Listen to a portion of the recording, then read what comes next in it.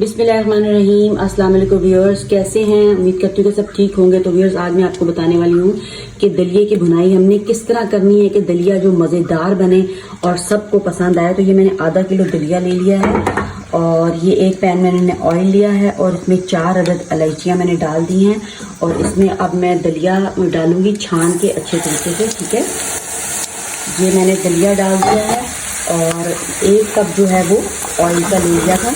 Oil ज़रा ज़्यादा चाहिए होता है इसमें।